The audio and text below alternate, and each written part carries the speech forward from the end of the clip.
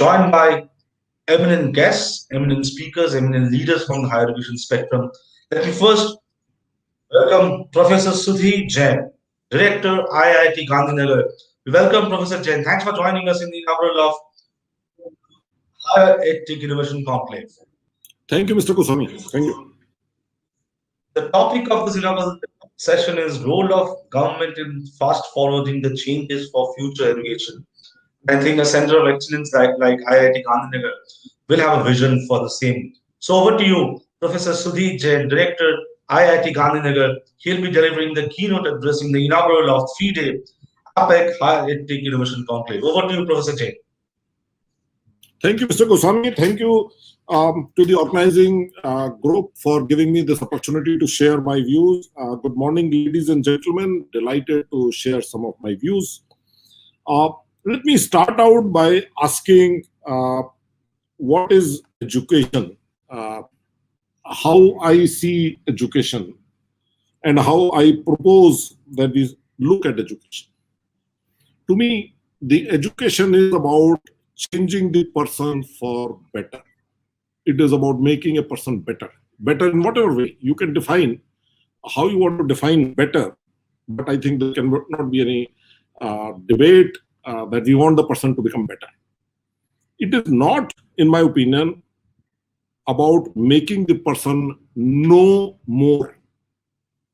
It is not about making the person learn more information.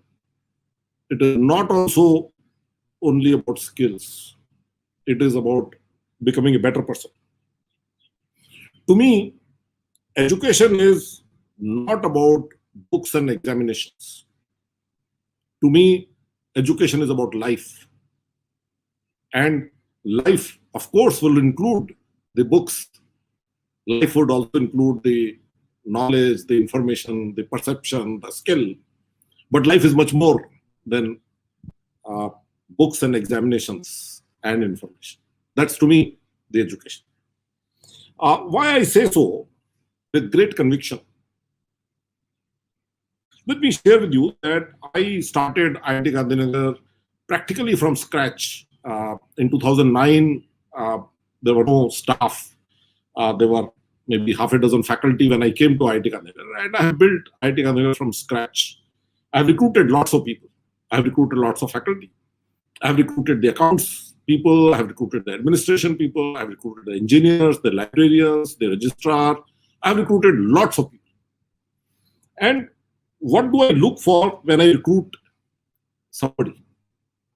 I realized it after a year or two that I was looking for values as the first thing in a person.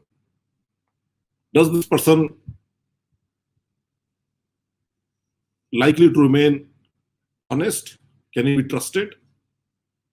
Do he have good attitude? Followed by life skills, and finally the domain knowledge. In other words, if I'm hiring somebody for accounts of the institute, first I want to see whether this person is an honest person, values. Second thing I'm looking at is his attitude. Is he a positive person or a negative person? Because if it is a negative person, he might not be very good to work with. Our people will be harassed. Their bills will not be passed in time because he will have a negative attitude. Next, I was looking for life skills. This person, is he capable of negotiating difficult situation? Is he somebody who can pacify an agitated person whose bills are held up for genuine reasons, maybe? Life skills. Can he work in a team? Can he take his people along? And finally, the fourth thing was whether he or she knows accounts. My contention was that if he is weak in accounts, we can teach him accounts, provided the rest of the three things are there: values, attitude, and life skills. But if this person is top in accounts, very good in accounts, but is lacking in either values or attitude or life skills, this person will not be a good person to have in my accounts department. So if I start to look at how I recruit staff, I recruit faculty. And if I'm looking for values as the top priority, followed by attitude, followed by life skills, followed by domain knowledge, it is reasonable to say that as a university, as a college, as an institution, That is what I'm responsible for in inducting in my students. And that is why I say that education is about life. It is not about knowing more.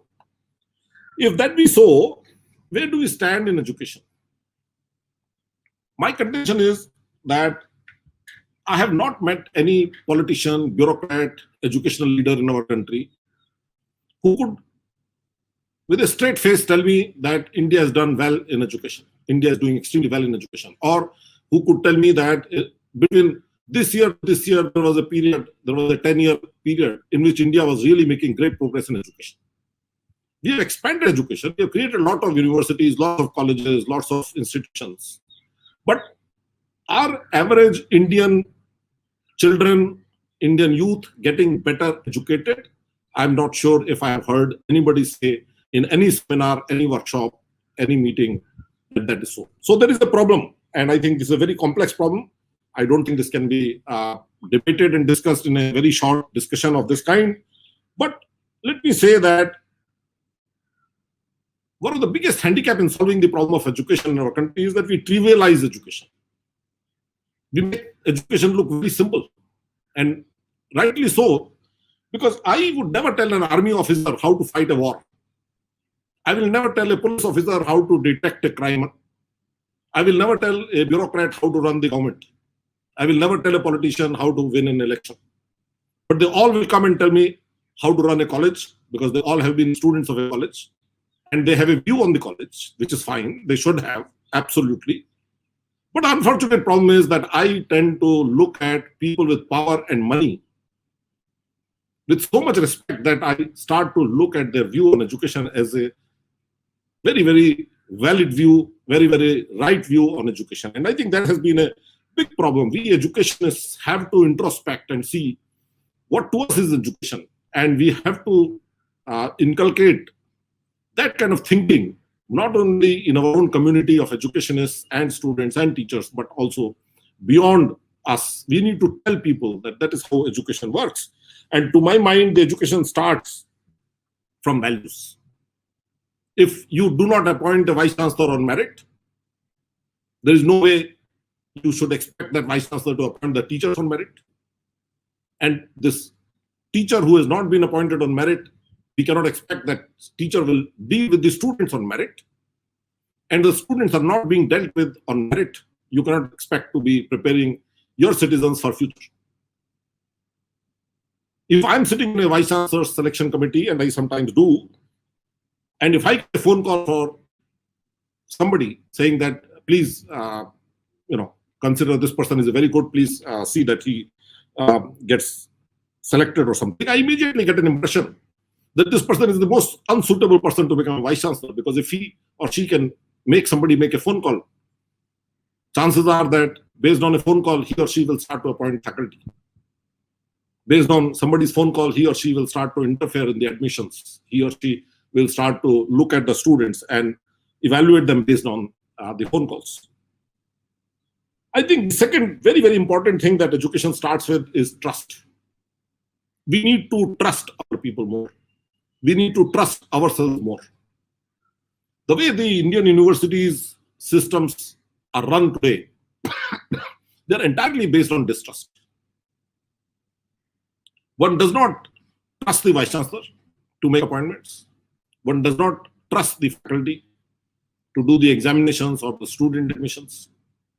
And for every little thing, we design our procedures and our processes assuming that everybody will be dishonest, assuming that everybody will be abusing or misusing. To my mind, we need to create an ecosystem where we expect our people to be trustworthy.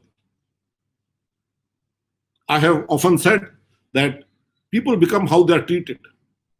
If somebody is treated trustworthy, chances are that they will become trustworthy. But if you do not trust them, they will not become trustworthy. They will actually not be trustworthy. To me, this trust ranges all the way from students to the vice chancellor. Do you trust your students? Do you expect them to take responsible decisions?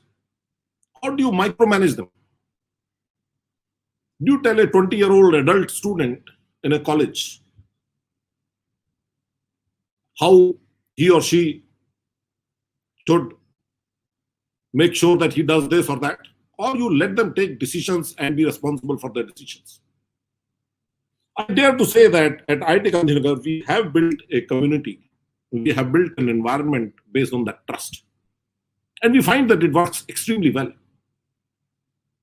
When new students come to IIT Gandhinagar, in my opening speech in front of the parents and the students, and these are 17-year-olds, 16-year-olds, 18-year-olds, in my opening speech to the students, I tell them that I will treat you as adults.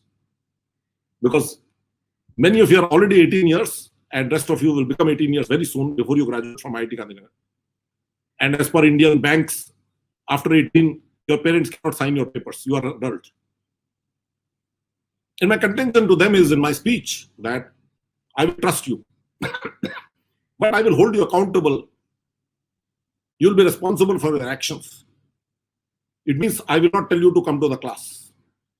If you don't come to the class, it is your problem. If without coming to class, you can get good knowledge of the subject and you can pass the course, I have no problem. I will not hold it against you. But if you fail the course, you will not come to me. And if you fail sufficient number of courses requiring your expulsion from the institute, that shall also happen. And I said this to the parents. Please leave your child, whom you think is a child, is in the process of growing an adult. Please trust him. Let him or her take responsibility of his life. We are there to support them. We are there to counsel them. We are there to guide them. We will provide them the safety net as and when needed, but let them grow into healthy adults. And I must say today that in IIT Gandhinagar, we never receive any parents. Whenever we take any disciplinary action, whenever we have any unpleasant decision to take, we never receive any parents. No parents come to meet us because they understand, they trust us. In fact, the decisions that we take on student body in terms of disciplinary and other matters, in fact, we have 4 voting student members in those bodies. That is the extreme level of trust we put on our students, and our students respond extremely well. I could spend more time on this. I would say the same thing holds for the faculty and the same thing holds for the vice chancellor. So my contention today is, unless you have the appetite to let go, to loosen the education, to trust the people, to run the universities, of course, if there's an abuse, you have to be very harsh.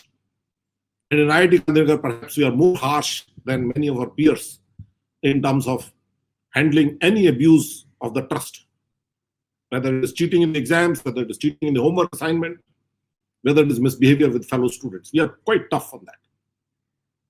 To my mind, unless we start with those 2 basics, it will be very difficult to fix our educational enterprise. I believe that India is at a very critical stage with such a large number of young people. It is high time that we start to fix our education in a very comprehensive way. The sooner we do it, better it is. Thank you very much, ladies and gentlemen.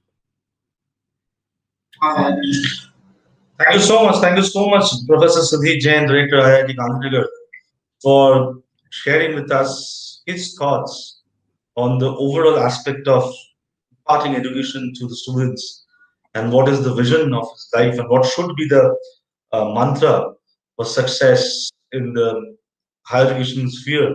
It's not about higher education or school education, it's about the way of life and how it can be inculcated to the students in various institutions. And Professor Jain actually gave a holistic and a pragmatic approach to that. Thank you so much for sharing with us your thoughts, Professor Jain.